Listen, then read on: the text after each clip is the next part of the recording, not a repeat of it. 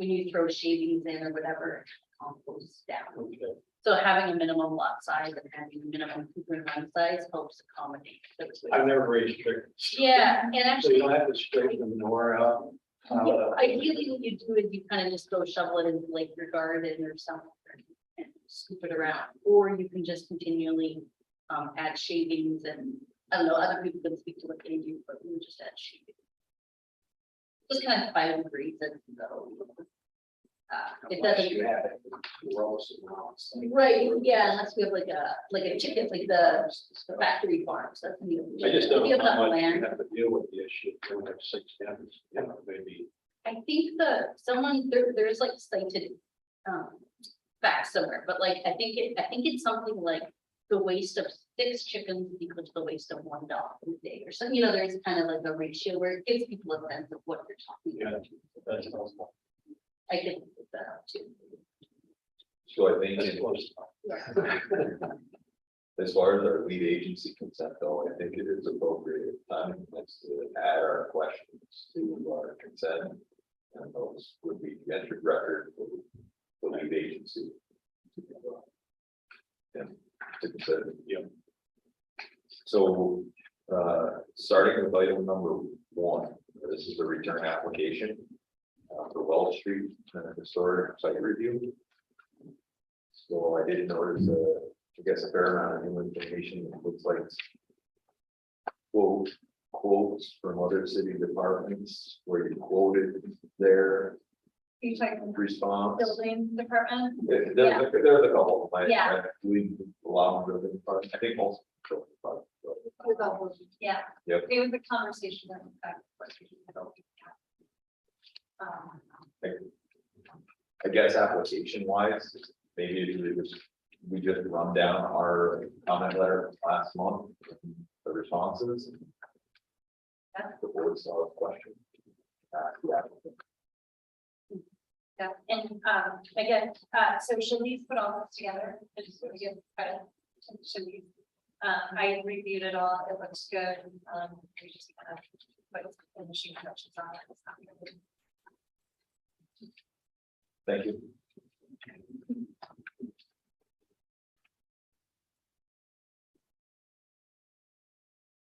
So I guess, item number 1 of our letter about, confirming with the building inspector the allowances, and that this isn't changing this. I guess brief summary, it sounds like the building inspector did not believe this is a change to use, and that's allowed use in the district. Correct. Questions? Pretty sure where it's. Please provide an illustration or elevation depicting how proposed ramp roads will display with spacing of balusters. This one I didn't pay as much attention to, but I don't know. You have a summary on that? So, Is it in this packet? It's definitely with AES. Yeah, the sorry, no, it was in the back. Yeah. For the back of the AES packet, almost the last page, it has the elevation, the south elevation showing the railing and everything that we talked about. It's A dash 202. That's on that.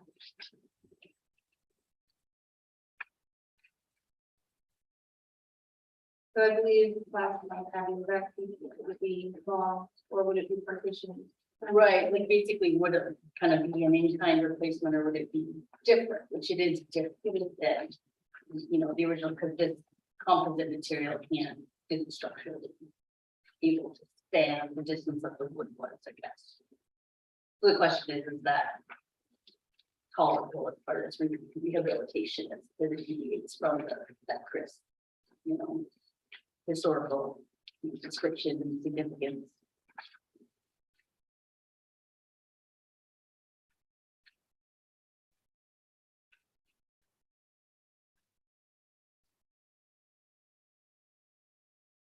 You can start the materials.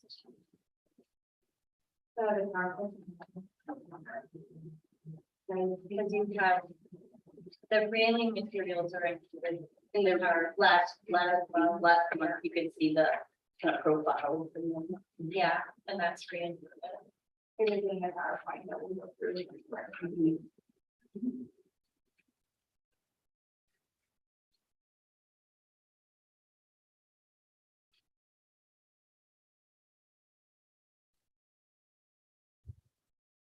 Is there any other people have in that regard? Details provided? Back to your. Yeah, Yeah, I guess, I think as an architect and I'm in my own work, so it's more personal, I think, than what other people may have valued. Right, I think I have a little bit more consideration of like, is this in kind, or does it need to be in kind? I don't think it is, but also I think like the intent isn't necessarily to replicate exactly what it have to, so. Right, additions to a historic district should be the speakers of their own time, it should not necessarily match the, or the pre-existing period, however, it should be sensitive to that period. So they're the. And so I think if you look at the profiles and the design we selected is of this style or so. So let me ask you, when I look at it as engineering. Professional. Yeah. I guess my question comes down to the bullet points, you're asked, or to ask specifics about elevation fixing, spacing of balancers. Is there further detail than A202? Like the design detail. Yeah, I mean, looking at. Show me. No, I think that was Dimension.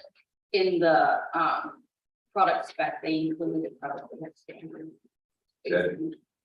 Yeah, I mean, I'd be used to seeing like a sectional detail. Nation on how it's actually built. You know, and a depicting elevation might be color.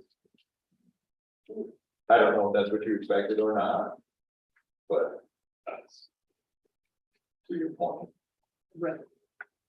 Maybe I'm just not seeing it. I'm just wondering where that vertical tie-in they mentioned is. I don't see it on this drawing. What's existing? Yeah, drives a building elevation, but updating show where it's So support. these little kind of like, here are the main posts and these little back up. Yeah, there's kind of an intermediary post here that isn't part of the historic design. I thought it related to the ramp portion, Oh, okay. but it does. Nothing required. That's a completely new.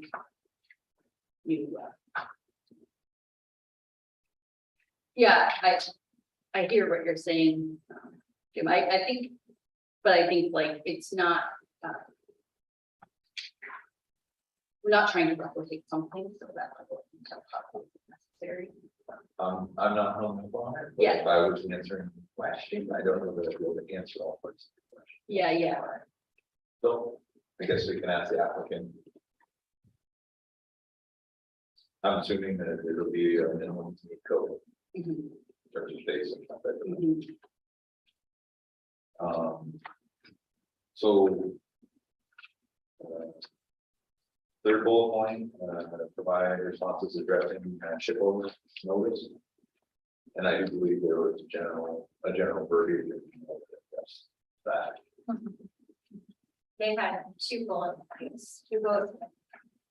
Oh, go ahead. You can do it. One was specifically about interior finishes, specifically with finishes and flooring. They are not proposing any new. I'm sorry, they are refinishing the existing wood flooring. And repainting the existing wood trim, no wood flooring is being replaced with vinyl.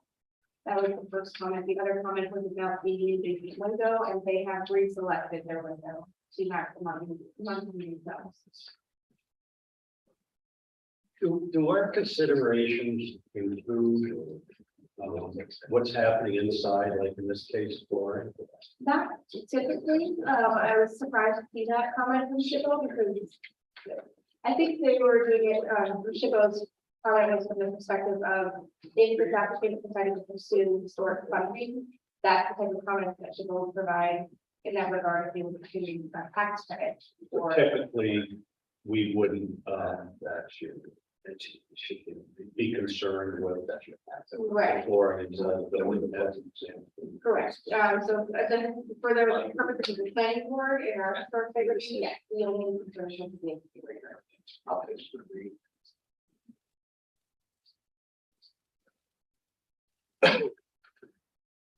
I'm questioning the, the detail on the landing area for the handicap ramp.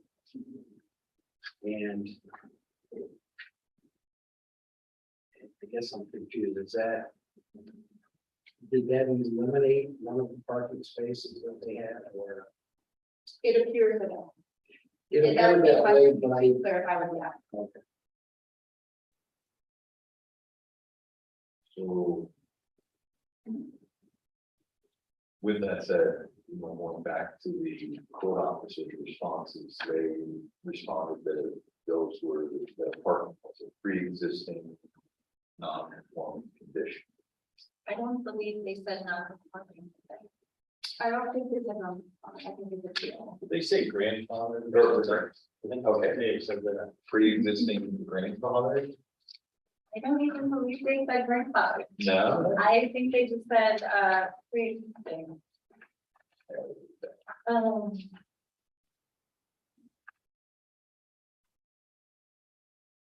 There could possibly be area variances needed that he's not aware of, i.e. the parking, but he would think those would be pre-existing as well. Except for the elimination of the space. That would be. Because you can't have a landing area for a handicap ramp, have it also serve the access aisle or the access space, yes. Yeah, either the aisle or a parking space.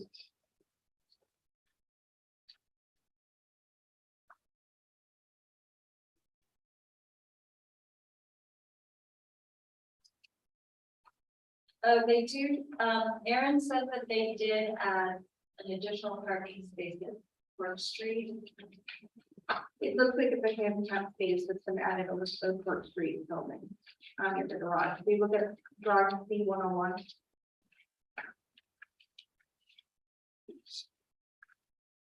So which space has been added?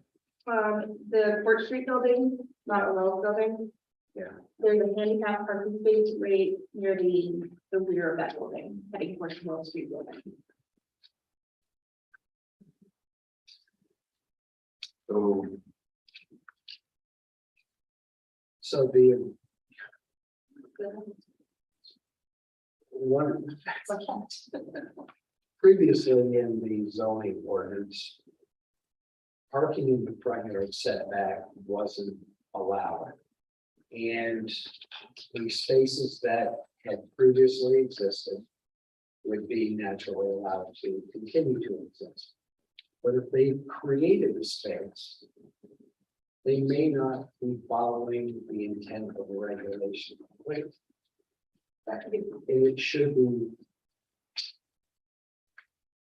a question that, again, as things develop, maybe.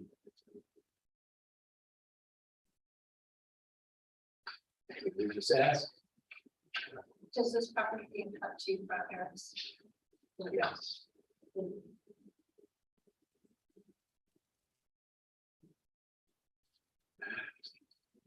I still don't understand the ramp, because you have to have a landing. At the bottom. Right, and they say the landing at the bottom, you can creep onto the sidewalk, but at the top, you can't go straight up and then open a door, you'll roll backwards, like you need to have a landing. It just doesn't seem very functional. For That's its in the intended second purpose. house. I think there is a limit. Well, There's 5 feet usually go. of a landing and additional 9 feet. Yeah. The ramp itself is only 90. I think the entirety of it is 14 feet, 5 feet is the landing and 9 is the limit. Is the detail, No, that's in the, it's in the top. Oh, okay. But, yeah, because It was in you the can't last see one. document.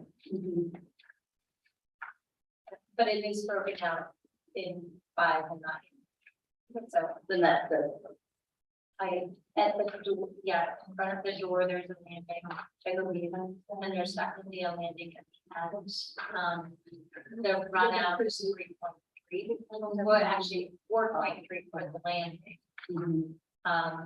But then the railing extends above, which was a question from last meeting. So, the actual like walk space would be. Yeah, so there is a left right here.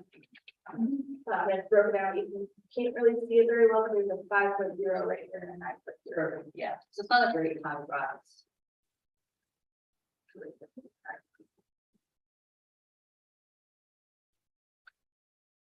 I mean, the door is almost at grade. That was my question. What is the elevation difference between the finished adjacent grade and the fresh grade?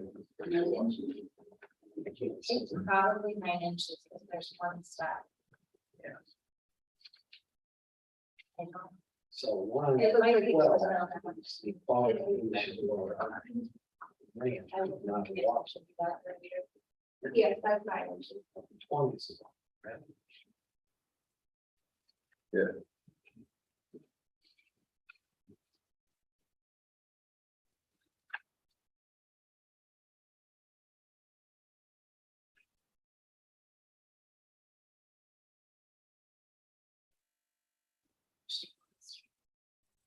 Yes. Yes.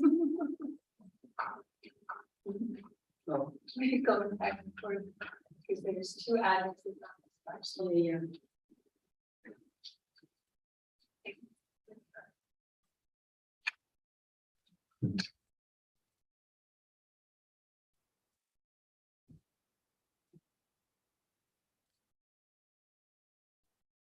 Accessibility and existing conditions is so hard.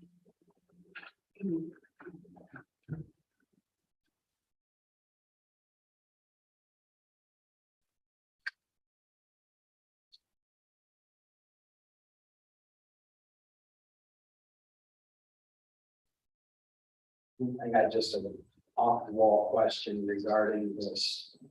I'm gonna call it a service alley that's over the city. Do you know what? At the further end of that service alley, what that was intended to service, was it the back of the college residence? That I don't know what the purpose of it. Yeah, I'm just curious. Because like the one on the other side of Wells between Oh, that. Brinkerhoff, that one served the backside of Red Cave, is that on Red Cave? Or- Yeah. Yeah, Across from Hawthorne. yeah, that's was supposed to serve the back of that property. So I was just curious what this one would have served. That I'm not, I'm sorry. Yeah.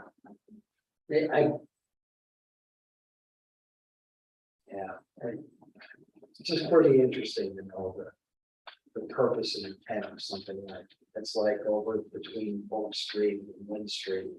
You had that, well, it was called Witch's Alley. It's just like this, just vacant land, right? Runs right down to the center of that.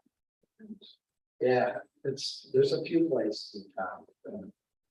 I have another question. I'm looking at an email from Aaron Allison. And states, I understand this is non-conforming use for the RH district, but I would assume it's grandfathered in. How does something like that get resolved? So that it's not in violation of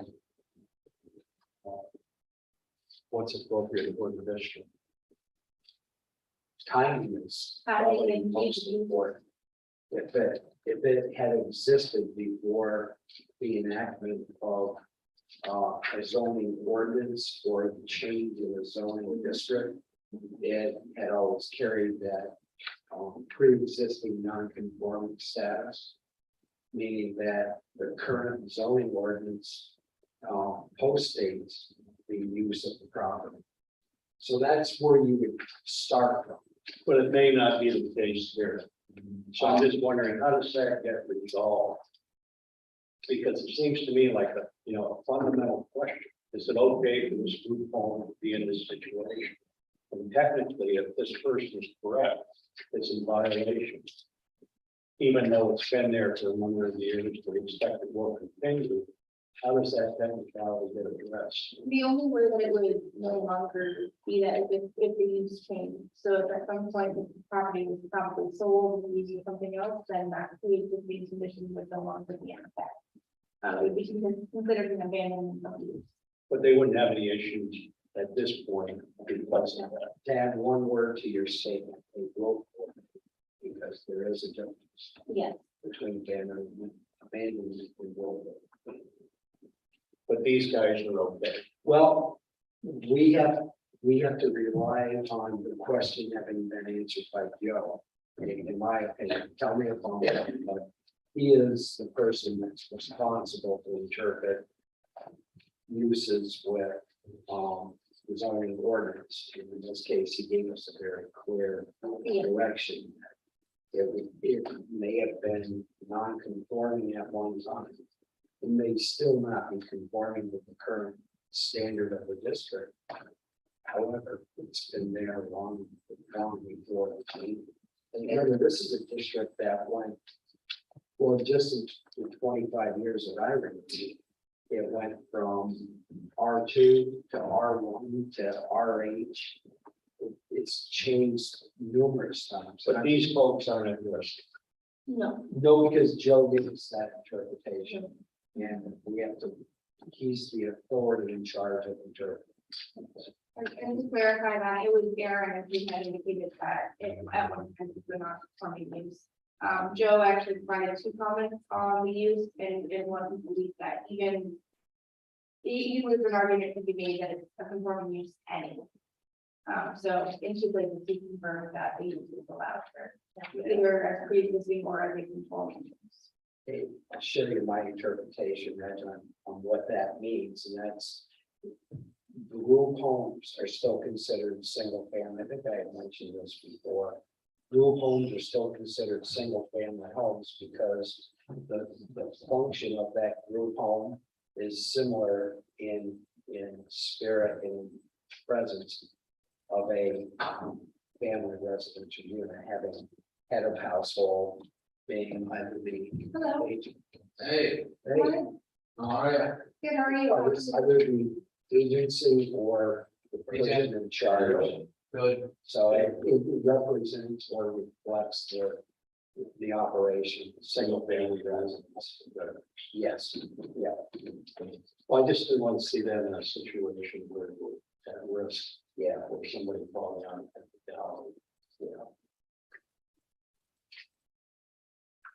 All right, David, how are you? good, how are you? Doing well, thanks. How's your dad? Good, good. Down south? No, he's still here. They sold their place because they go up to 4, 5, or 6 weeks now on rentals, but just got to be in a month, you know. Yeah.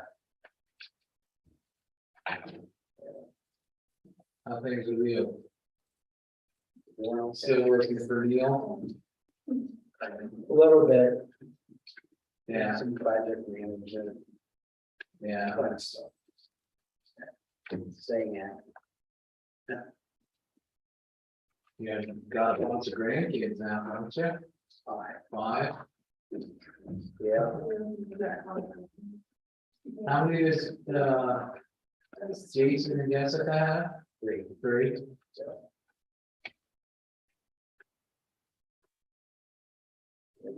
They're all unique. What's that? They're all unique. Yeah. Their own spirit. That's really like fun.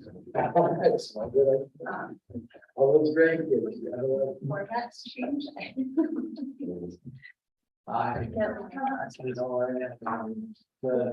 Yeah. I've emailed you a few times. Yeah.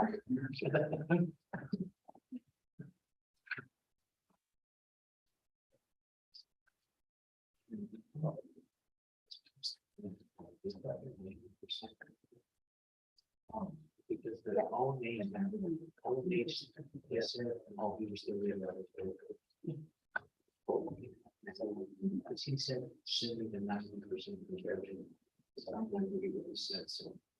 They are saying they will clean the plan tomorrow, they will do tomorrow or December. Okay, yeah, the big incentive with that, Yeah. just settle it down. Okay. I'm not there. Yeah. This one. What we're doing is. Mhm. The state is. Yeah. Okay. Okay. You organize, Yeah. you send them, you send them. Now, some numbers more link, okay, because they. Yeah, the weather, it's like, I'm sure you're seeing. Yeah, this is one copy. Well, and it's- Yeah, it's. Exactly.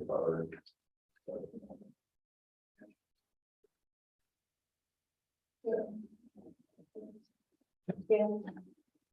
We do have a one number of short board, we do need to leave tonight.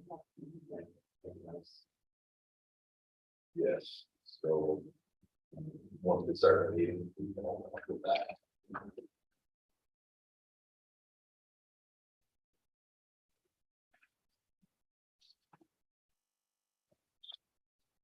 Any further discussion on the one application? If not, we do have the other discussion, we can start discussing a little bit about the local law.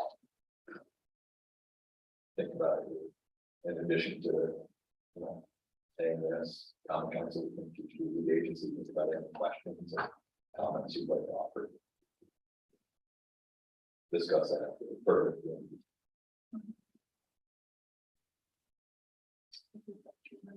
We do. And every comments, questions, discussion. With respect to the local law, I like the fact that. They put in a minimum square footage of lot and. Most of the.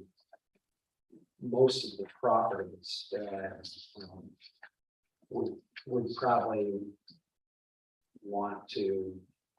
Raise the egg more, you know.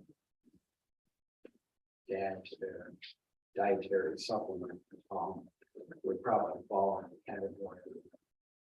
This would be a property size that would be appropriate.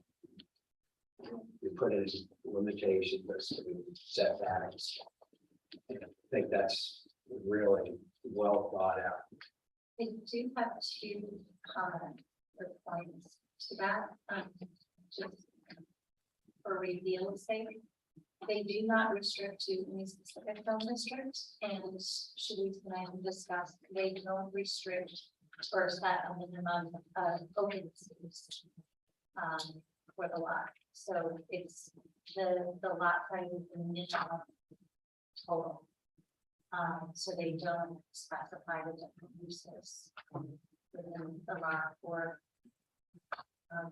across the city. Good point.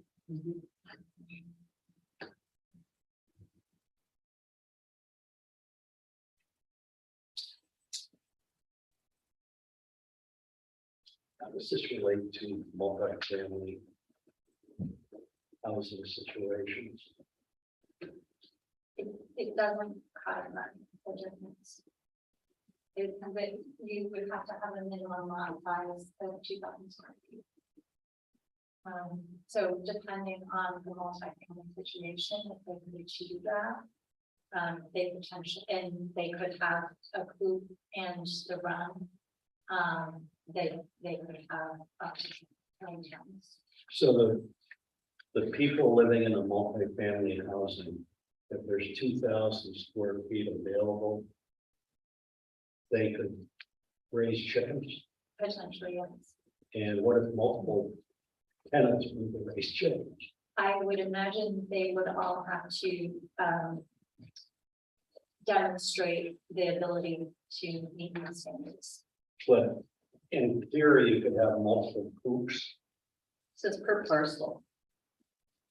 So a lot can only have 6 total. Right? For 2,000 square feet. No, just No. the parcel. That's the minimum, 2,000 is the minimum standard. As I read this, to all the lot size, you can have a 10,000 square. You foot still lot, only have six. Still be limited.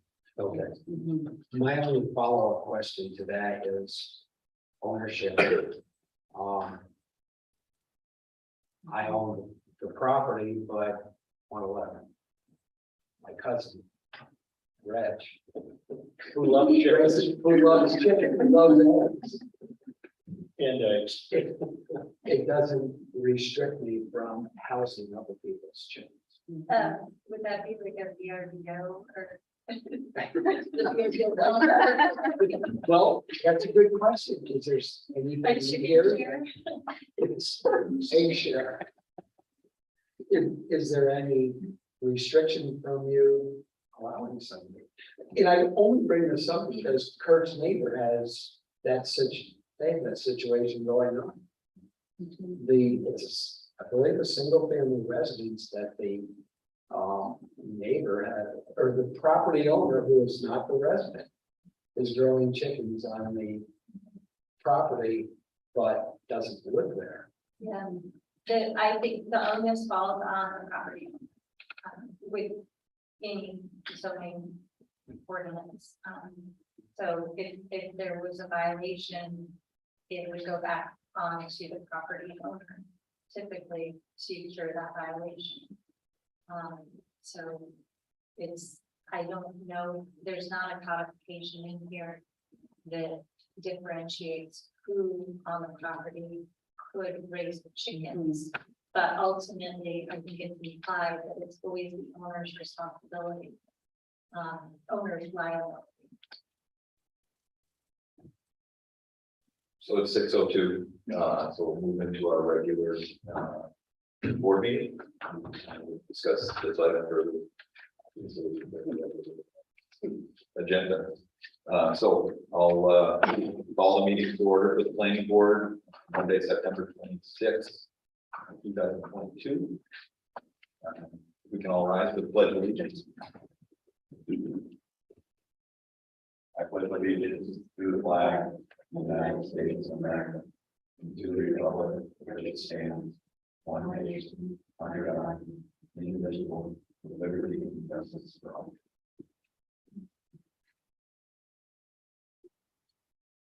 Have roll call, please.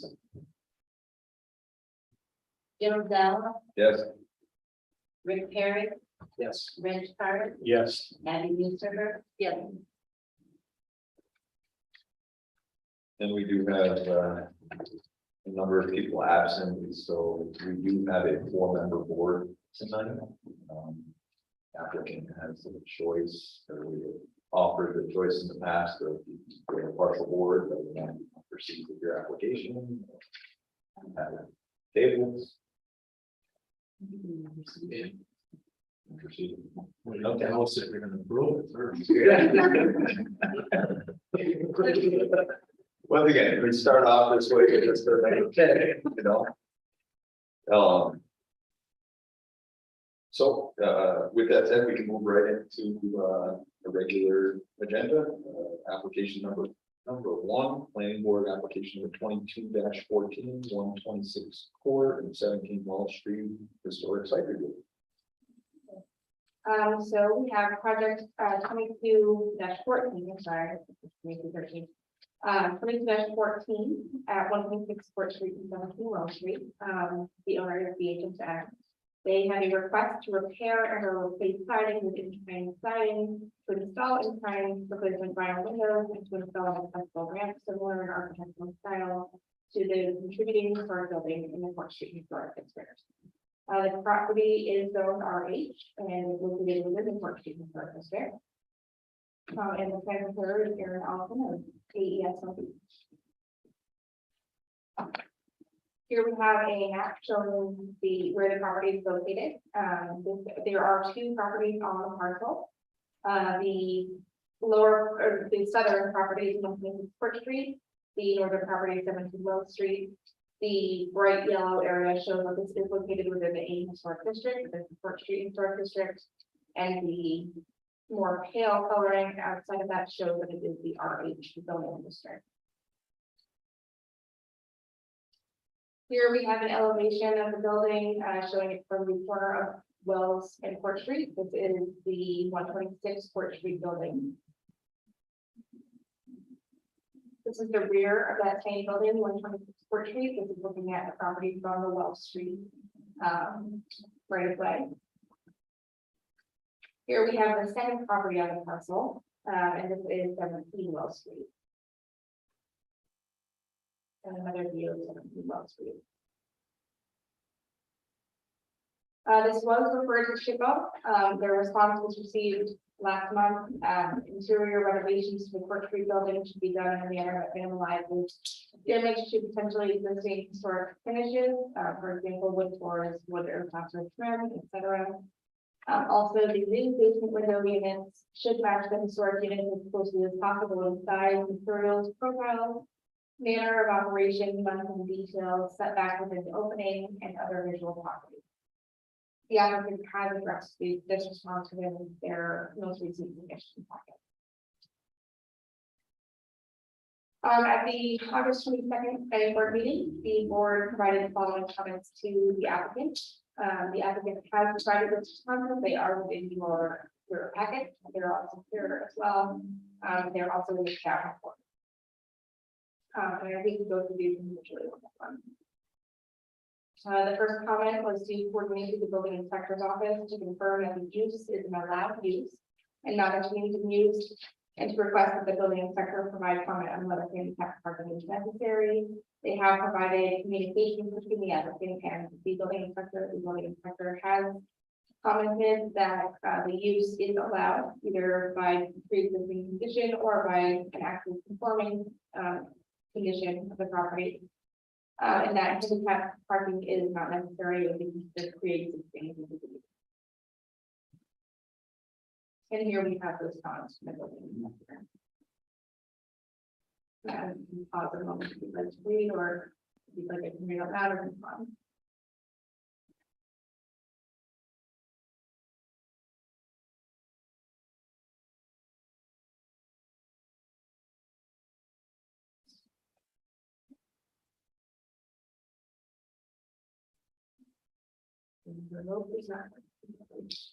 The second comment was to please provide an illustration or elevation depicting how the proposed rear railing should be displayed, including the spacing of the balusters.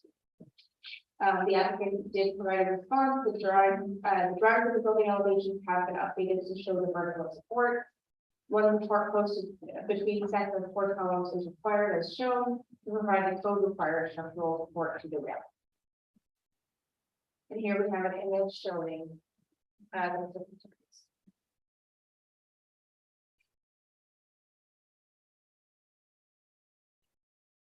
these are the materials that the applicant had selected for the railing and for the floor.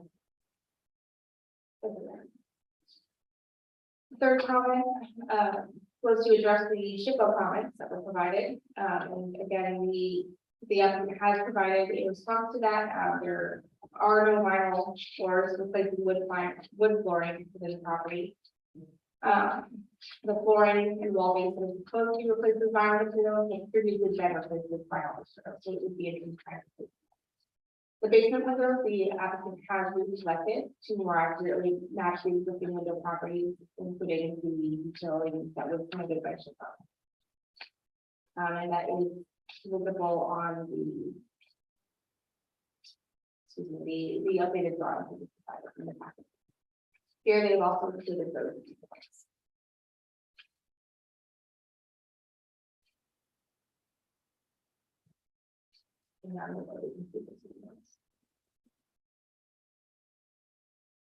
The last comment was to coordinate with the building inspector's office to confirm appropriate maneuvering of the ramp on the Wells Street property and confirm that the rails would not extend into the sidewalk, and they have coordinated with the building inspector's office to confirm those details. The ramp does not, excuse me, the rail does not extend into the sidewalk area, and the ramp has appropriate maneuvering. And doing that, the building inspector acknowledgement.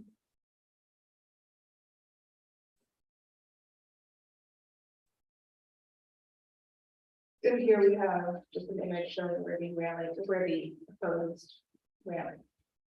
Will be.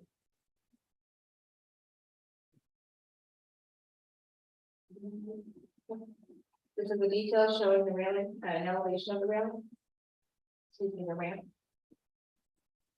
It is a 14-foot ramp, with a 5-foot landing and 9-foot ramp. Yeah. The rail will extend one foot past the rest of the ramp. However, there is an additional space here, you may ask the applicant to provide additional dimensions. It shows about, is that 4.3? Yeah. Thank you. Yeah. Thank you. This is just a leftover detail of the window to be replaced. And the colors. of it. And now it's all we have the presentation for you. Yeah. Applicant has the floor now to present any additional information you feel appropriate. Everything.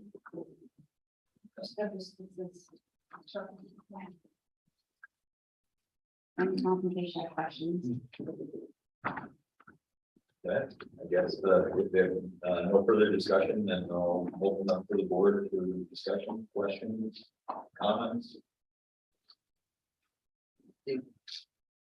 Yes, so let's start.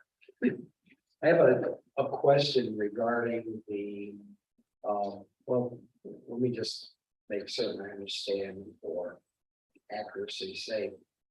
This is one parcel of land with one parcel identification number with two principal buildings, on it, correct?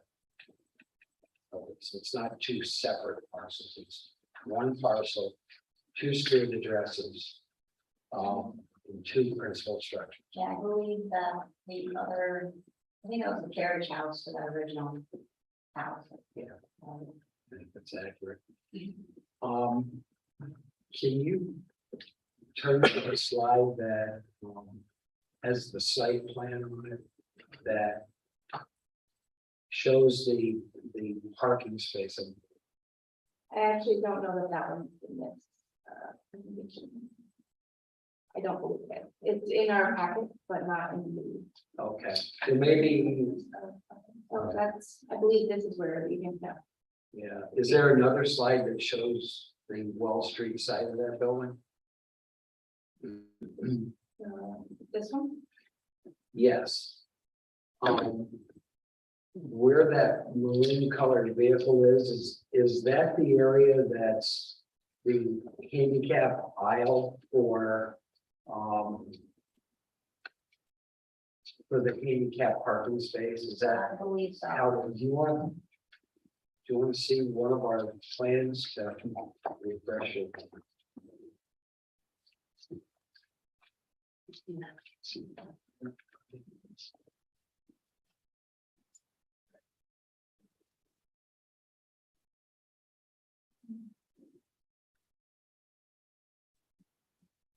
Yes. Okay, so I'm going to directly ask you the question, are you eliminating that space as a parking space to create this access aisle adjacent to the new handicap parking space or the dedicated handicap parking space? Yes. Okay.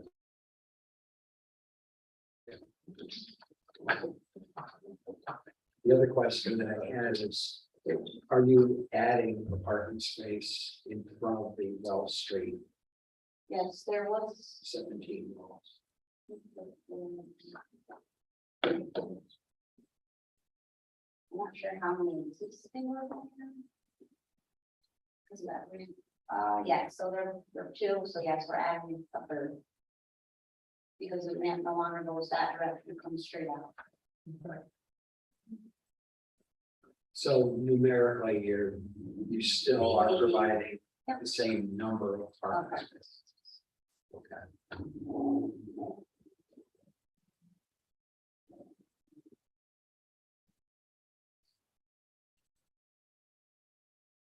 Another question regarding the ramp on 17 Wells. I know it may seem trivial, but that 4.3 foot measurement or 4 feet 3 inches, is that going to the base of the ramp, or is that going to that edge of the handrail that extends out a foot? That's to the base of the rim. Well, that's to the 4'3" is from the, yeah, the base of the ramp to the, property. That's the definition.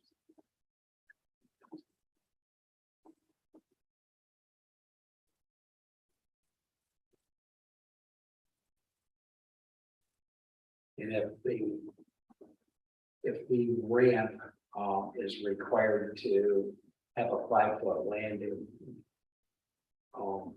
is it the interpretation of the sketch that the city sidewalk would serve as the remainder of that? Yes, that's what we, discussed with Joe. Okay.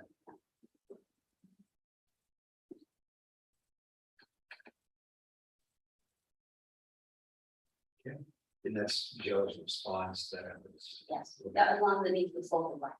Yeah.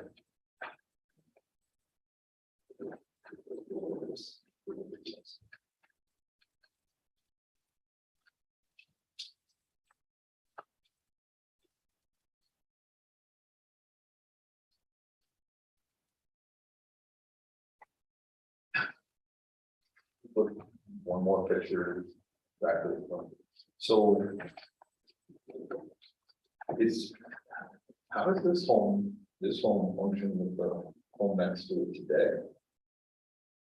Like, is it a debt, like, for instance, I guess one of the things you're trying to avoid in every year is that you don't have a family like that part there. So I wasn't sure what, The gray, the blue. yeah, do they, I mean, do they have the option to park over there today, or is that just not recognized today? They were improving it, so it is. Because right now, there's 3 cars parked there. All this one part, Yeah. haphazardly. Yeah, well, and you're gonna lose one space, so the room car's not gonna park there. I just, Correct. once again, you know. There planning is fund. only, the people, in the home don't have vehicles. Just the staff. So, And the other building you can see was predominantly, it used to be used more. for some people living there. Except for the downstairs was an office also. Yeah, I mean, we're gonna have at the most 2 employees during the day. So 2 spots in each area. okay, This building here was formerly a residence for, I believe, 10 adults. The one next door has 3 apartments. Which is what's shutting on the 2 apartments upstairs, so it's just basically gonna be ground floor. And it's gonna be a temporary for 3 children. I don't see more than 1 or 2 staff in there at any time. okay. So between the two homes, you're anticipating like 4 staff. 4 staff. What else? Yeah, So they would end up losing your. Well. I guess that's the question. Once again, the photo tells for itself Yeah. right there. I don't know what was happening that I night. I don't either. I mean, that's a question, so. I don't know if those pictures, were those pictures taken on the same day? I think it probably was it Google Maps drove by it though? I'm not sure. I don't know. We don't know when that was.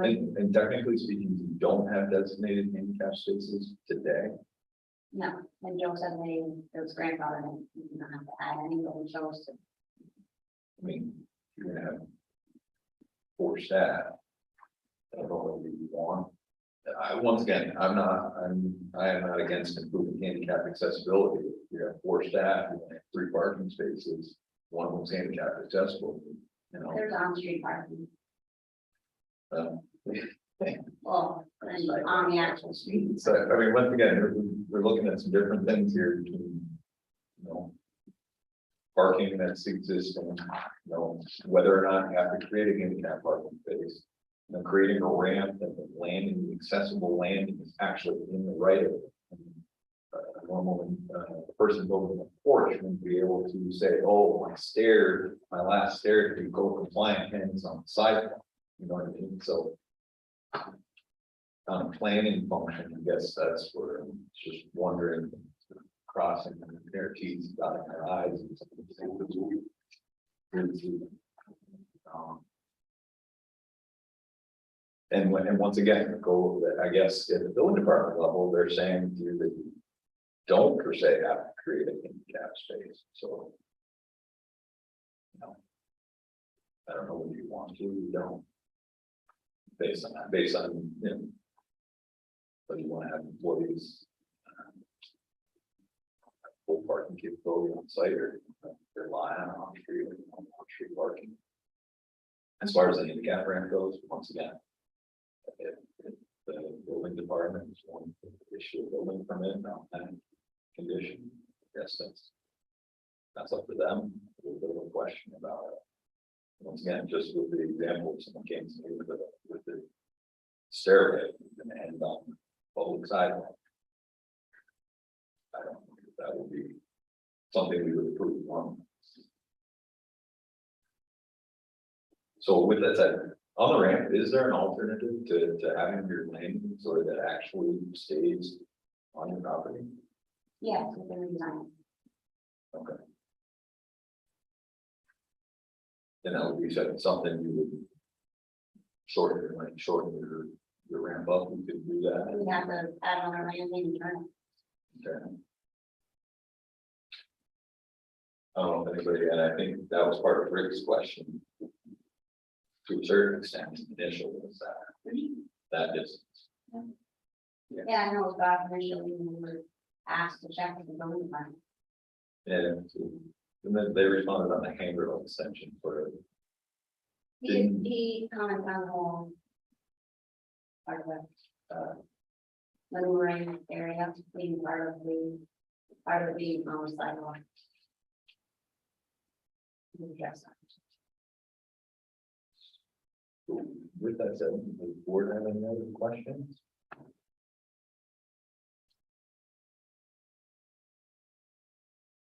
Comments?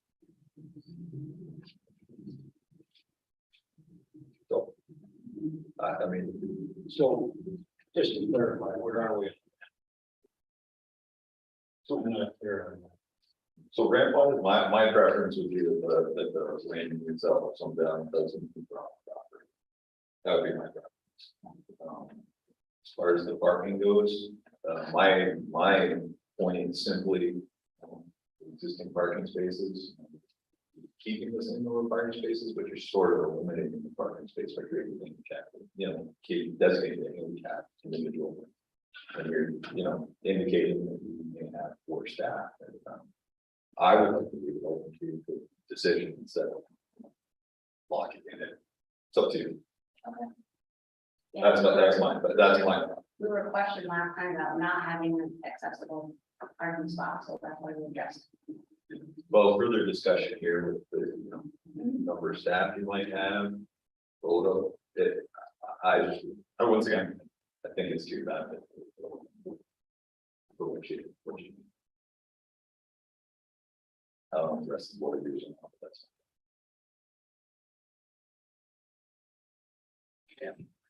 I fall back on Joe McMahon's interpretation. We're not trying to exercise his authority. It's his authority to exercise. And that's where my question comes from. I just need clarification as to, whether we're asking the same question that you asked Joe. And that we have a consistent answer in both cases. I think the whole email that was. Yeah, I believe the question on pages 1 and 2. And the that you had said was on page. I'm sorry, 3 and 4. The knowledge.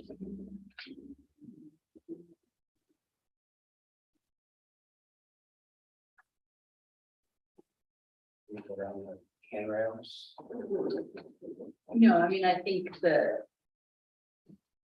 as the staff report kind of highlights, it's rehabilitation, and so it's not necessary to replace like historically exactly the same. So, and it looks like it's keeping the character.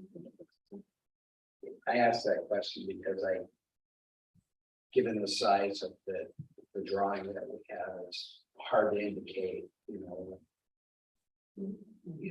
the spacing on the spindles. Just similar to the original. Yeah. So that's why, yes, question.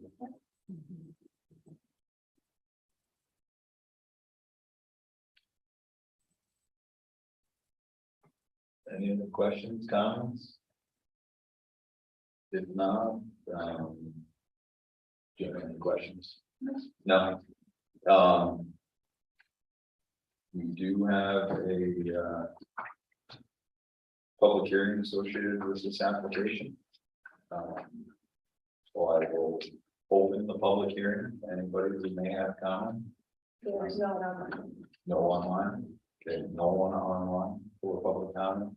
Anybody? Staff comment? Okay, if not, I'll close the public hearing. We do have a seeker part one along with the draft seeker resolution for consideration. At this time, we thought we'll run through the part two.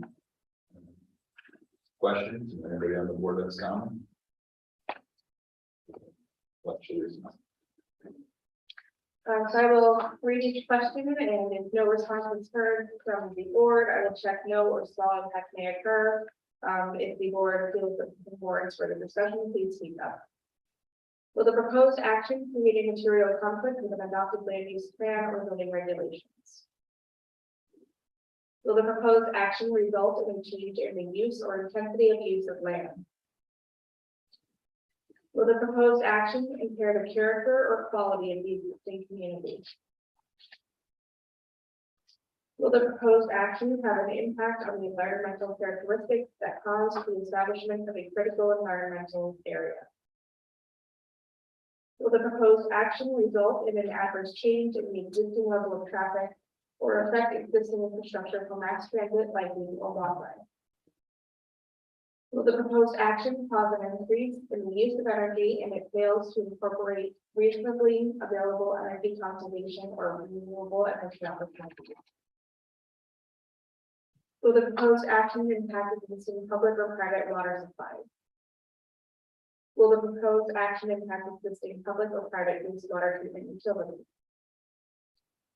Will the proposed action impair the character or quality of important historic, archaeological, architectural, or aesthetic resources? Will the proposed action result in an adverse change to natural resources, for example, wetlands, water bodies, groundwater, air quality, flora, and fauna? Will the proposed action result in an increase in the potential for erosion, flooding, or drainage problems? Will the proposed action create a hazard to environmental resources or human health? And I will complete part 3 in coordination with you. Thank you. So we have a complete part 1 and part 2. The secret form and a draft resolution 22-14. For the comment or a motion on this matter.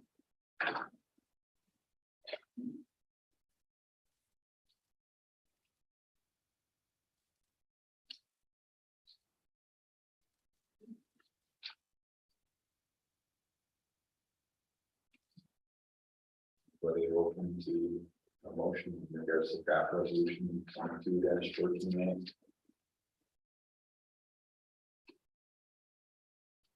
Am I correct in understanding there are no contingencies associated with approval at this point, if indeed we do approve?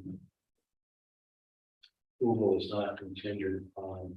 I think for this resolution, we're just simply looking at the environmental findings that we just went through for the senior. Correct, yeah. So With that said. Okay, I can make a motion to adopt for resolution 22-4. Motion, Second. second, yes. Roll call. Jim Abdallah, Yes. I apologize. Do we have any further discussion? And I just want to add that the resolution points out specific things that we may have to talk about. There may be, you may have been given an option to revise in this resolution. We have just so that we're thorough in this and at the time of the vote and your acceptance. To side repaint the exterior of the building, replace guardrails around the porch, create a new ADA compliant ramp. And a new accessible entrance door, replace basement windows, renovate existing interior office into a new first floor bedroom. Install new windows, infill existing exterior doors to the building that fronting Court Street. Create a new ADA compliant handicap ramp in the main entrance. Add 2 windows, repaint building exterior of the fronting of the Wells Street building. All of this triggered the historic site review. In these properties and contributing structure to the historic district. These are all issues that we spoke about. I just wanted to make sure that our record is clear and as expanded as we can put it. With that, seconds. It's, motion by Abby, second by Rick. Any further discussion? Roll. Jim Abdallah, Yes. Rick Perry, Yes. Reg Carter, Yes, Patty Muser. Yes.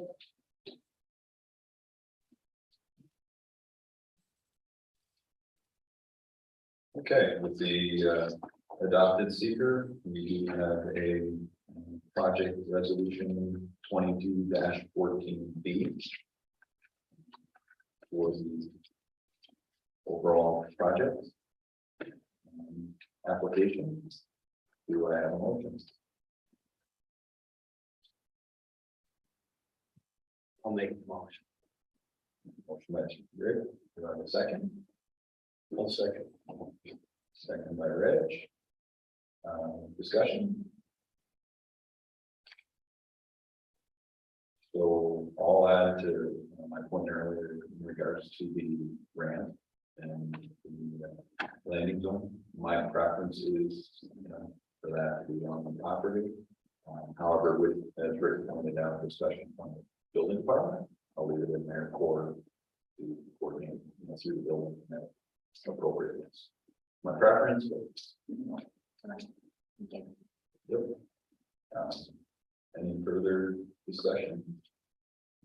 And also, I would like to add in consideration parking spaces. Again, the department's not requiring you to do everything you're proposing. I'd consider that as well. So, I'll make the point to I'll agree with Jim's assessment. Your conversation. no further discussion. so will be included in the record, those comments. That I would like to go to the record. May I ask a question? Sure. Based on this recommendation that you have, like they consider removal of the handicap space. Not removal, but conversion to regular space. Do you want a condition in your, No, it's not a condition, it's just a condition that your approval of this plan to include the handicap space may allow it to be eliminated? Do you want that added as a condition to the motion? Yes, that's my condition. I'm saying that the building department actually recognized in their discussion that was something that they didn't require this encouraged. I want to make sure that, once again, plan is presented shows it, we'll go along with the same discussion. It's, you know, encouraged, but it's not required. Is that? I totally agree with you. Okay. So the motion includes that they have the option of removing. They have an option going along with what the building department said. It's not required, it's suggested or encouraged. If they decided to change the market into a regular space. And it meets the code requirements for building permit. They can do that. Can you say? Suggest consideration be given to Poland in those 2 bullet points. But ultimately, the planning board does support the final decision of the building inspector. That's it. Is that okay? I'm fine, I think he's included. Yeah, my concern was that you would be approving the plan that shows the impact space in your motion, and I just want to make sure that if your intent is to allow them to not have That's it, that's in the motion. correct. That is. In. Okay. There's no further comment? Oh, Jim Manzella, yes. Rick Perry, Yes. Reg Carter. Yes. Andy Muser. Thank you very much. Thank you. Thank you.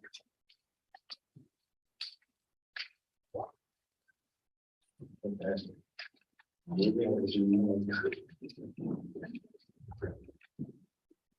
Moving to other business. Lead agency request. This is for local law P5 2022.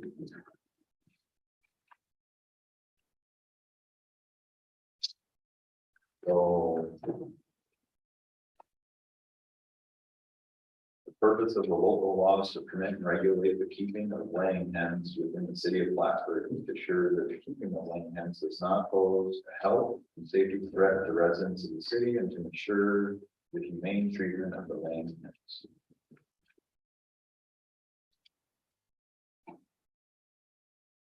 So I guess first and foremost, we had a little bit of discussion in the pre-meeting about this. This is simply a concurrence that we agree that the common council should act as the lead agency in terms of the environmental review of this proposed local law. I guess that's the primary question in front of us. However, you know, I think it is also the appropriate time when in the past the board has also offered, in addition to we all concur, offer comment if we see comments or questions associated with the proposal. And that's typically a common thing for any lead agency, you know, under a request like this, or a lead agency request like this, that you review the information. If you have comments, questions, you're offering, if you don't. Yeah. I'd like to go back to the question of, you know, should the person responsible for maintaining the compliance with the local regulation be a resident of the property that I think ownership lends itself to a higher level of responsibility. If you're an absent owner, if you have a noisy hen or chicken, mischaracterize the livestock, please let me know. But I think it brings a higher level of responsibility when that person resides on the property. The owner of the livestock should be a resident of the. I just have a question, as kind of like as a resident, I've been engaged in, you know, promoting this and So do what is the conflict of interest or can I part of this discussion? Comments? I don't think it's a concept. My name's not There's no- associated with the law. Okay. No. Yeah, you're just coming up with questions, right? For the lead agency. Yeah, so then I can, one thought I have on that is, I've seen precedents in other cities where you, it's the property owner that has to get, like, that gets a permit or something, so it, necessitates that you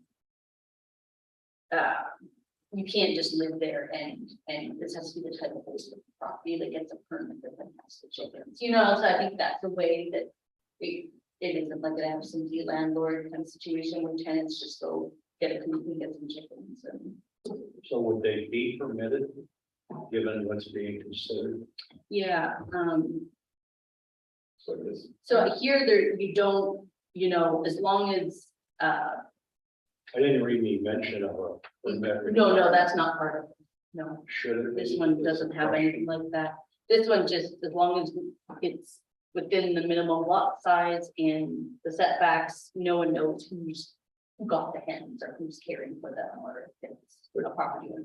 If you have a nuisance issue, then who do you address? Who does the enforcement official address the nuisance issue with? Yeah, So what if There's people, no- if there are issues with dogs, do they call the police or do they call? well, that may be a different issue than this, because this specifically is a building inspector enforcement authority. Because it's part of the zoning ordinance. So they would be the person responding, but having been in the enforcement field for a long time, it's always a question when it comes to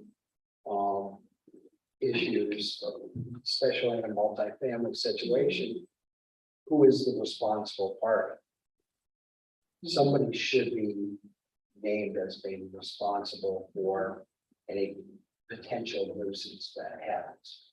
So that the enforcement procedure starts and stops with the individual that identifies themselves as being responsible. Just, it'll make their jobs easier.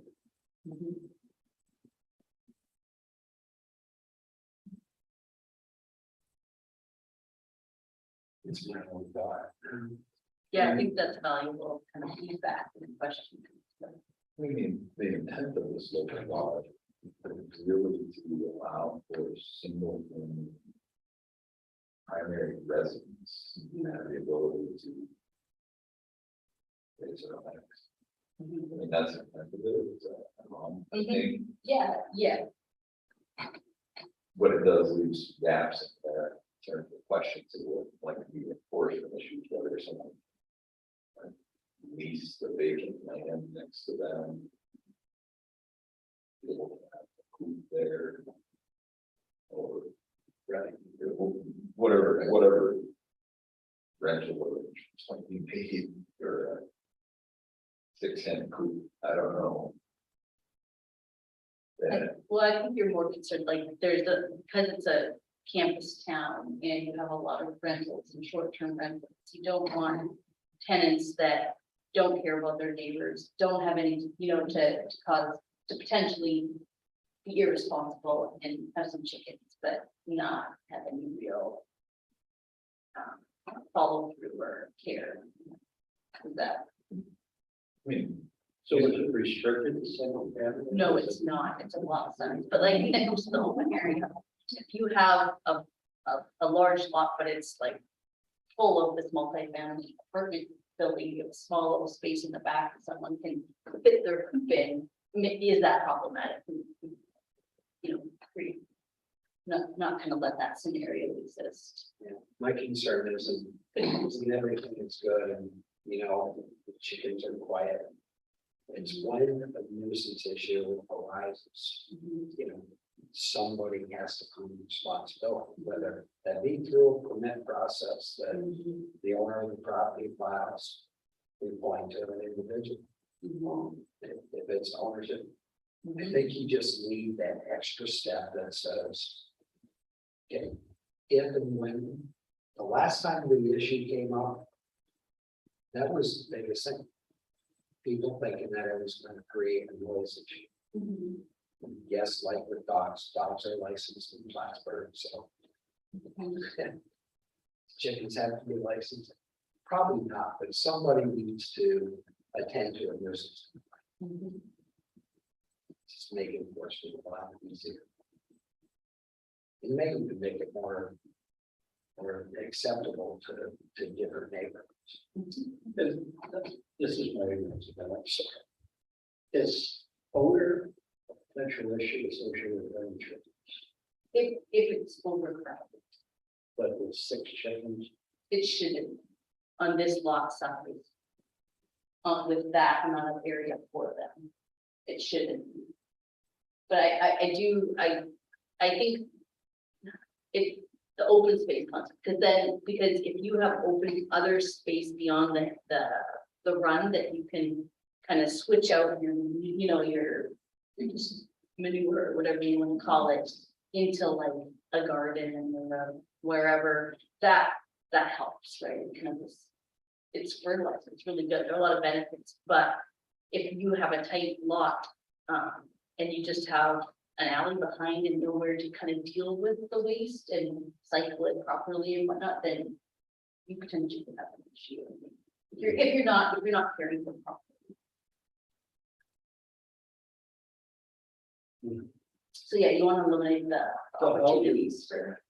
Can't say that, how do you, it goes back maybe to you, how do you manage that if there is an odor issue? You call the building inspector, the numeric.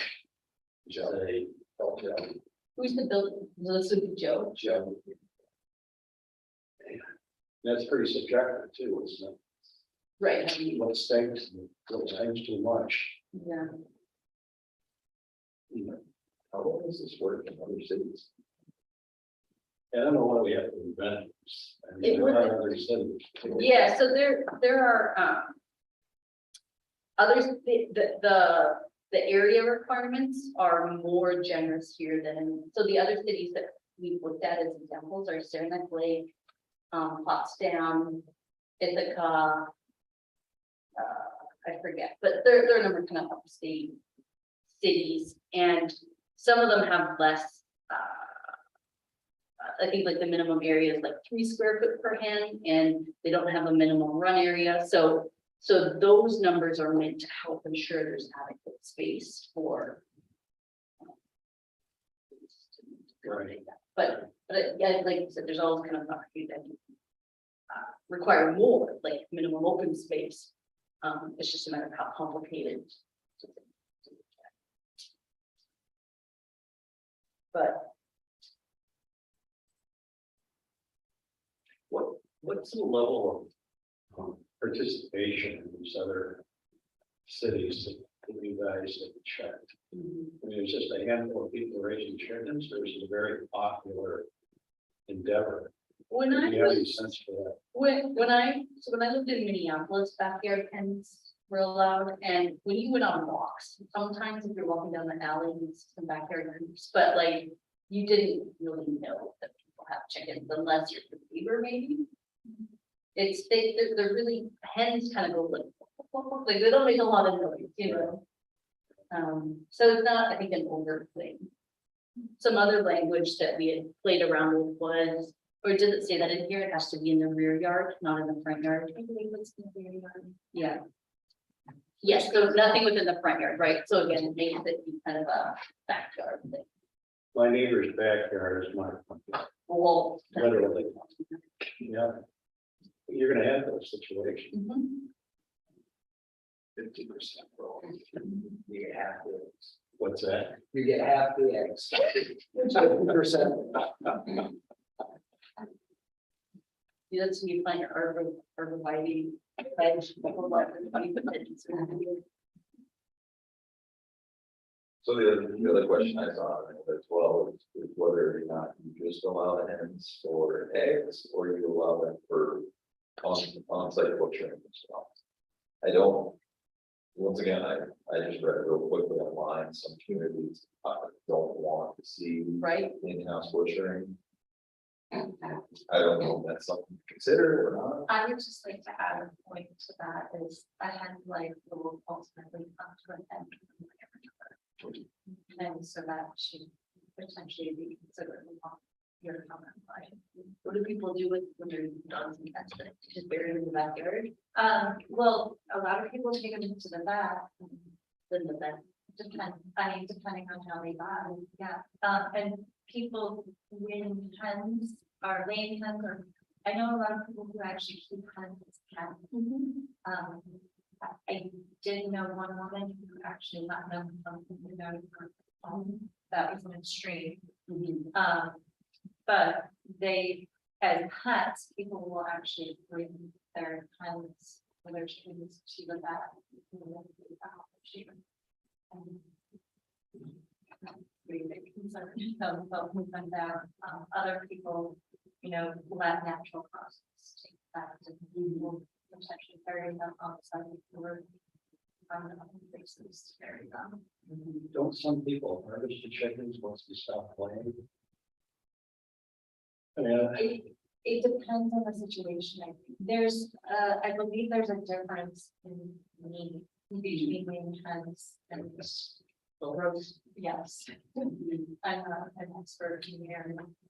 yeah, so my father-in-law used to run, not back in the eighties, it was like, not a full factory chicken farm, but like intensive pig laying operation.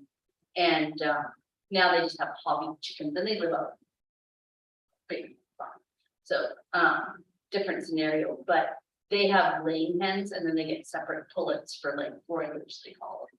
For roasters, limited different breeds of chickens, but the laying hens, after 2 or 3 years, they really slow down on their egg production, so they'll also just like butcher them and put them in the freezer too, because you don't want to waste anything, but yeah, they're not. I think most city, people that have backyard chickens are, it's gonna be more like a pet. You might have some people that are like, really wish they lived on a farm and could have their broilers too, and they're like ready to butcher them, but I think that's less. I guess it's an option, to address, like you said, but it's not as typical. I just don't know whether, I just wasn't sure whether it's something that's not occurred for some reason. I mean, I had an aunt and uncle that did, we just this stuff away, Yeah, and they did it for a year, and they said, no. Yeah. You won't do it again, but, I have to go over some open there. I don't know whether there's a reason to or not. And we will. Do they carry or transmit any kind of a disease? so there is the avian flu, right, that, not to humans, but it, yeah, the USDA who regulates livestock and animals. So, yeah, sometimes people have had to demolish entire flocks, or, I mean, it came up again. Yeah, in some states, but I don't know, I've not come across any issue or concern about human transmit, anything transmits human, it's just kind of the common sense, wash your hands for animals.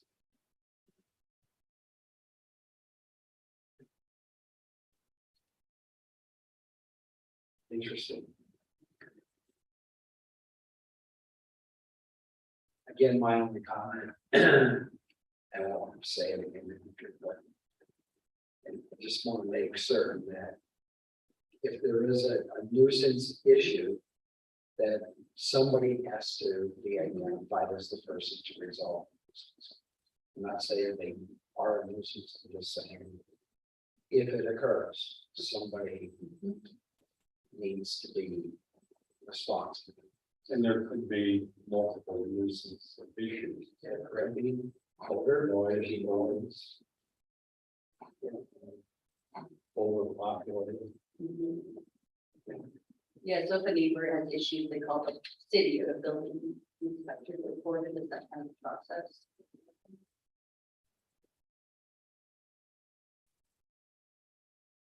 Many years ago, we had a city councilor. A couple of them had,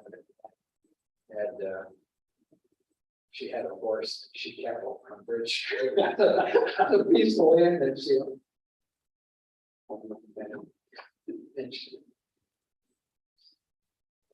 You know, you want to believe that all dog owners are going to be responsible owners. But we know they're not.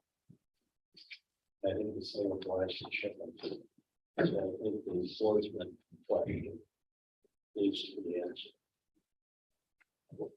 Or cattle, For me, I said, or cattle, yeah, that creates so much as well, so.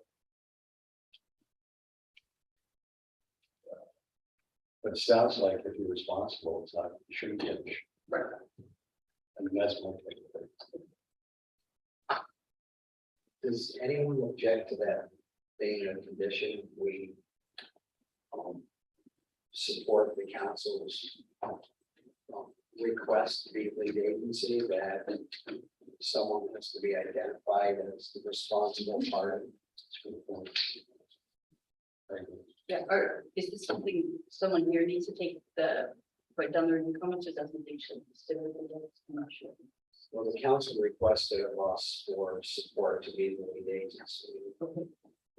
That would be a comment that I would feel comfortable with. Please, you're writing down a number of things here. I think that's right, yes. A summary of them. Yeah, I mean, these were just more notes for myself, I mean, or maybe hopefully captured a little bit more than I did, but, as a condition that livestock owner must be a resident of the property. Considerations of smell, will in-house butchering be allowed, and someone must be identified as the responsible party. I'm sorry if I missed, that was listening and not writing. The residential requirement and the responsible party are overlapping. So just to, Yeah, are you saying that it has to be a property owner or just a residential? I talked about one thing, we talked about with it being a property owner, but is that what you're saying, or is it just there has to be a responsible party identified? I think if you can identify the responsible party, then ownership becomes secondary to who's gonna take care of an issue that arises. first. Now, does that get addressed if there is a permitting requirement? I mean, is that almost inherent if there's a permitting requirement?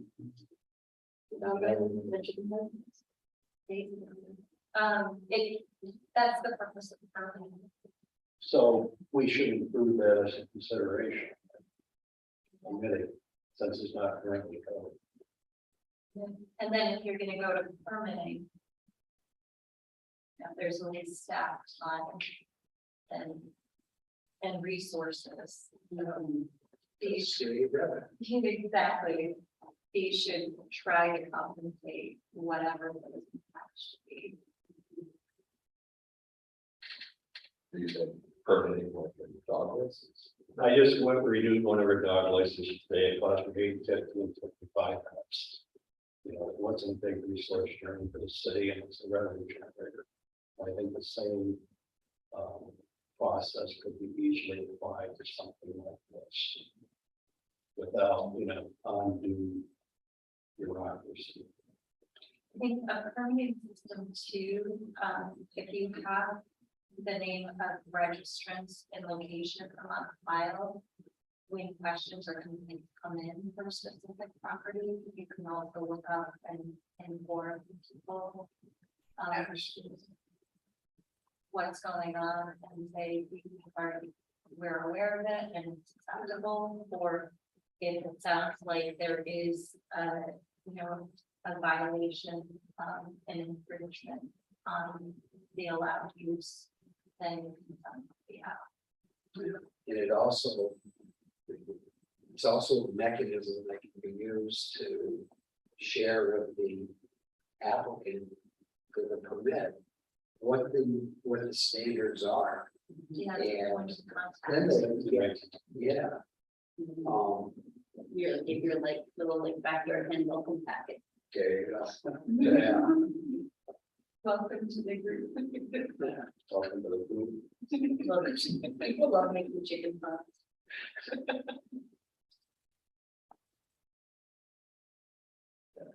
The news is like, what the cluck?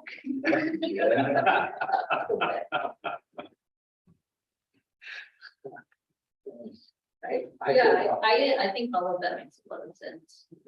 Do But good comfortable. I'm sorry, but can you say that as a condition of granting the consent or as a separate letter? As planning board comment, So we probably have to authorize that agent to make the motion and then. yes, To go down. with the comments. So a second, I'll second. thanks, Reg, any further discussion?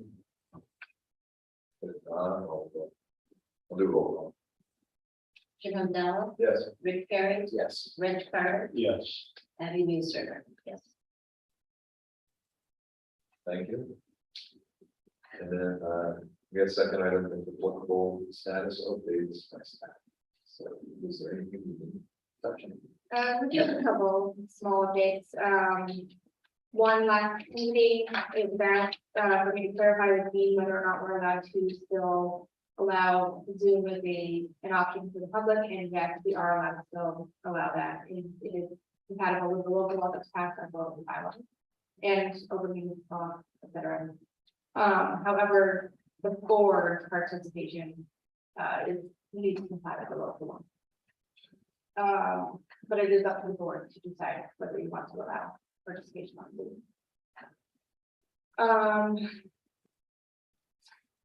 Which I believe up until now, we can like public comment or directly pass, that people still could potentially use Zoom.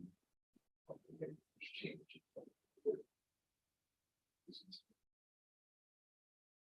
So. We still use Zoom for now. Less of a change. But I've been, the mayor authorized a training resource for the board, so I have an email earlier, I don't know if all of you might have been to see that or not, but you should be receiving a separate email directly from. But I saw that. Yeah, you are. I saw that. I didn't read it, but it did come in just That's before great. it goes after. I need continuing education credits for my data aid. There's a lot of like historic. Like I can like overlap for other like learning requirements. Yeah. Yeah, there's a lot of work. But there's a lot of training resources on there, so please avail yourself of that resource. It's pretty user friendly too. I mean, it's my impression. Very user. Yeah. Just an add-on for that, the brief, Shalice and I proposed as an expenditure of funds for the board's benefit and staff's benefit. But there, I had emailed you all earlier, approximately a month ago now, probably, to let you know that there was funding available for continuing education. And upon not hearing back from anybody that you were interested, we looked into this as a supplementary. Thinking everybody is meeting their requirements, but this could take us an extra step. With, fairly little, I mean, it's a combined expense, but it will add up to a greater benefit. I like the wider array of course availability. I think ultimately it'll make this whole process richer. As opposed to having a relatively short list that seems to be, Is this, the city of Plattsburgh still involved with the New York Planning Federation? Our membership has lapsed, however, we are looking to, I believe we should look to that. Yes, yeah, so I think it's a good benefit to just say the legal federation. They provide regular state updates that come about statewide. And it's a good way to advertise, and just stay connected. Great. way to do that. And then they provide trainings, regular trainings that would be free to the board, provided for members. So. Would it help your effort to put it in your budget if we made a recommendation to the mayor and council to support your membership or our membership? I think we were just, we were planning on renewing. regardless. I did, I put together a spreadsheet of all the different opportunities or resources available, provided there were memberships in place for continuing education. That was one of them. And it's very little cost compared to the benefit again. So I think that and Addison membership will really take us. It may be worth your benefit to include in that budget, maybe your travel to a New York State Planning Federation conference. I found it very beneficial. And normally I try to go to the upstate New York American Planning Association conferences. There is one planned, they have them every year as they do the New York Planning Federation conferences. This year it's in Buffalo, so it's 5 hours away from way the travel. So I'm gonna pass on that this year, just because of the distance, but those conferences and I think the New York Planning Federation conferences would be really beneficial. It gives you the conferences and what we tried, the budget has been in place for the last year. And what I feared is it could be a use it or lose it budget. And so we wanted to, at least if there wasn't a high interest in using the budget for continuing education for travel to conferences, I wanted to get a good membership under our belt, benefit everybody and interest everybody, and elevate. That's all. That's why we looked to the plan this year, but the budget, if it gets approved for next year, which it is going to be proposed for next year, each board member would be allotted or able to take advantage to traveling and attending conferences as well as staff members. So, and that budget wasn't in place this year.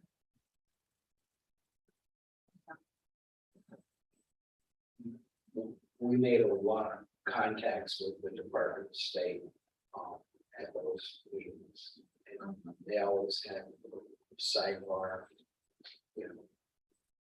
open roundtables. Yeah. They were very beneficial. That's a good point. Yeah, so the conferences are really good for networking. Yeah. And also I feel really a great opportunity to go to another community and see firsthand how projects can be done or different styles of implementation or cutting edge ideas.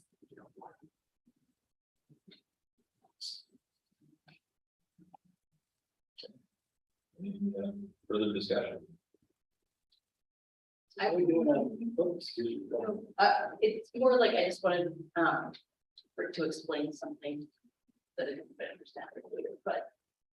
Oh, so when I made the motion to accept the secra for the Wells Street project, I didn't understand why you went and read what you were doing there. Yeah, I was reading the open line of the resolution. Yeah. And the reason I did that was so that our record shows it in its entirety.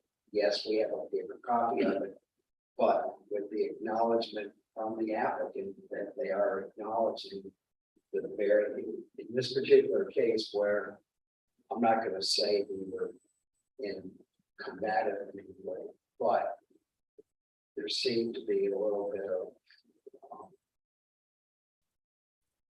questioning as to some of the things we were asking, and I just wanted it to be acknowledged at the time we took our vote, and that the record was, the verbal record was pretty clear as to what we were voting for. Okay. I'm a big believer in the record should be. But typically though, I thought Rick, you'd done the same thing I did. I jumped over the signal. And when you read that off, I thought maybe. you would Yeah, jump that's what I over was it. confused. Well, Yeah, that is our acceptance of the seeker right there.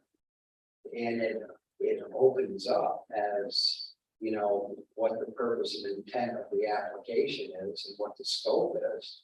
Mhm. And then it goes into the seeker, this seeker definition in there and acceptance. So So what? again, they may not even read the resolution Mhm. if they receive a copy of it. But having it part of our back and forth dialogue seems to be important at the time when, you know, well, the building inspector said this and, you know, just wanted the record to be clear that these are the issues that we talked about. Mhm. I don't know if they did that or not, but, I think the record shows it to be complete. Okay. I mean, ultimately, I think you could split hairs both ways in terms of clarification what the project is. Reg, you talked about like the condition of that. Well, is that a condition that we might add to the project resolution that the actual environmental resolution just passed? Because those, the condition goes outside of the scope of what the project is defined as. So Right, because we were talking about parking. Parking is not part of their scope. Yeah. it's When Jim picked up that. I, Yeah, but the one thing to Rick's point, Rick's you've done a good job since you come on this board clarifying what the board is looking at, the application of what we're approving. It has not always been clear sometimes after the fact. Uh-huh. So, Okay. that's helpful. yeah. I agree. I was just wondering how we're coming along on it. Glad you asked. We're just kidding, we're gonna bring that up when we finish talking. So we are receiving few to none, application, for alternate. We are short one alternate right now, and I believe we have another vacancy coming up at the end of the year. Is that still correct? Okay. Or- I forgot. We were gonna have that. No, on the record. Oh, yeah, okay. Okay. We received more applications we have not fully reviewed yet. We were going to, pass that around to the planning board for your input as well, I believe. And I can email that out. You advertised recently or put it out somewhere? Yeah, we've advertised a couple of times, but the most recent push was, Where do you advertise? I think I saw it on the city's Facebook page. it's been on the Facebook page, it's been on the city website, and I believe we took out a press release we can add earlier, the first time. But not the most recent time, so we might have to do another. We are deficient in wards 1 and 2. We should be trying to make an effort to find membership within those boards. However, there does come a point, and with an impending second vacancy at the end of the year, there does come a point where we need members, and the best effort with me. So if you guys know of anyone, please reach out to your networks. If you can find anyone who's interested in serving on that board. And I assume the council is doing that as well.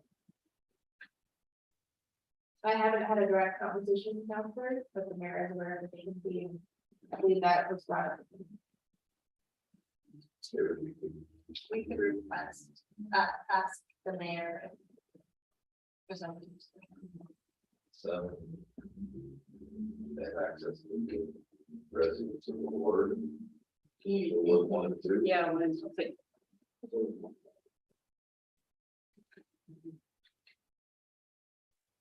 I thought that used to be done, sort of like recommendation through the mayor's office. Is that it? It's how it used to be. That is, okay.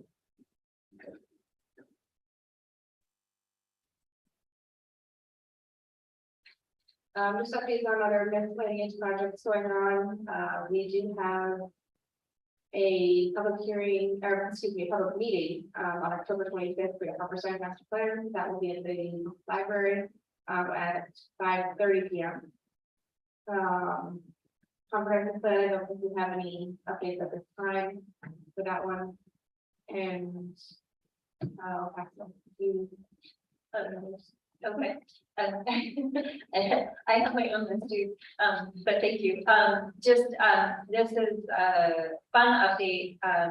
We did, Shalice and I participated in the walk out at the county along South Catherine Street. And they're going to provide a little bit of funding.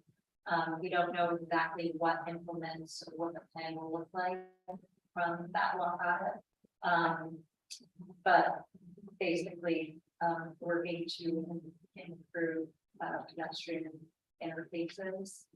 And then again, Shalice wasn't able to participate in the second walk audit. We were hoping that it would be for the intersection of Margaret Street and Boynton.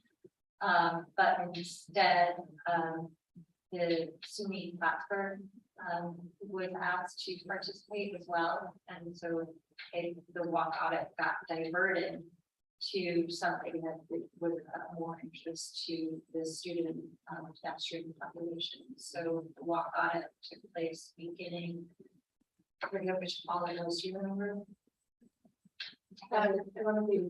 whatever the one is, River and River. Cushing Memorial Hall. Oh, yeah. But it was, yeah, you're right, it was River and Broad Street intersection. So we walked down Broad Street and then came up, I believe it was Oak. We had just enough time to, it was about 45 minutes. But it was a good collaboration and a plan will be put together for that as well to try and improve some of the cases. Essentially along Broad Street. Well, we, these types of walks aren't normal. I mean, they're not typical. So whenever there is a funding opportunity, typically through Healthy Communities grants that is provided to the county, then like we were invited to participate in walk on it. And so different municipalities have been invited to participate in walk audits, jurisdictions. But the first walk audit was Shalice, myself, and Melina and from the county. And then the second walk audit was a selection of environmental students.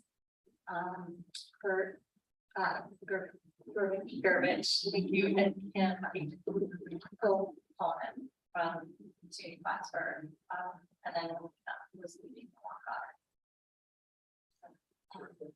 Yeah, It's good. another way to that efforts are moving forward to improve.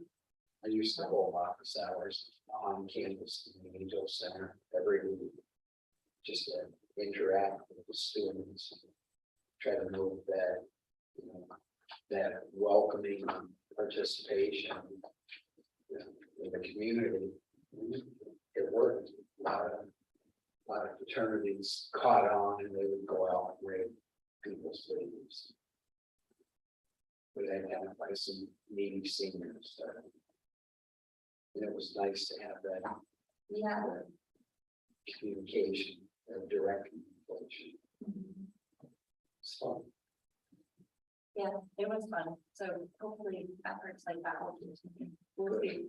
Thank you. You're welcome. And then I guess I won't belabor anything, but the next meeting, another public meeting will be the Margaret Street project.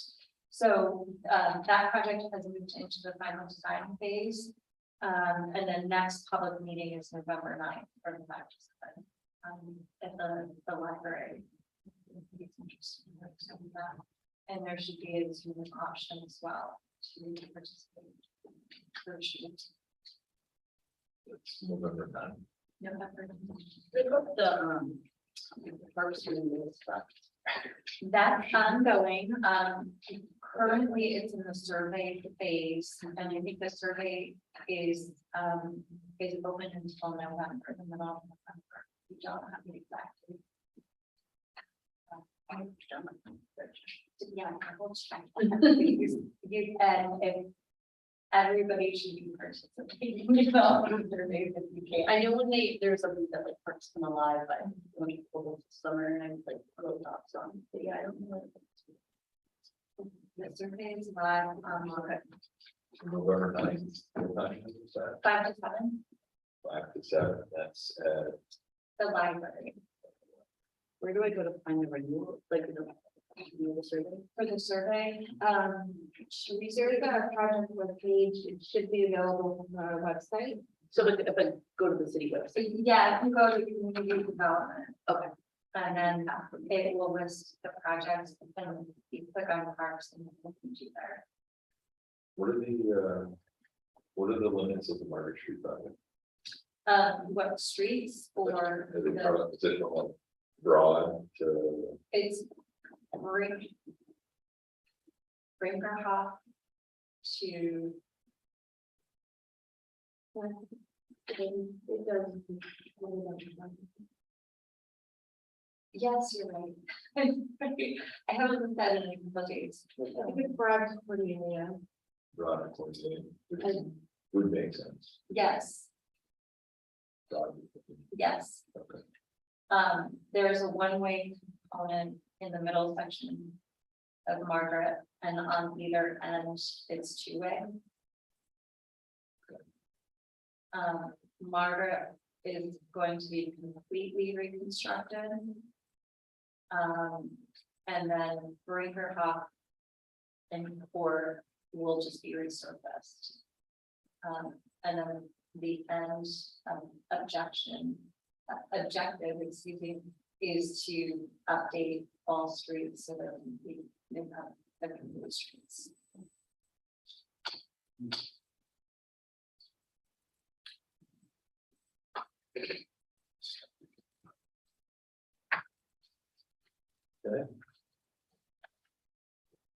Thank you for the update. If there's no other discussion, motion to adjourn. Motion to adjourn. Okay, I'll make the second. All in favor? Aye. Good discussion. Thank you. Thank you. Wow.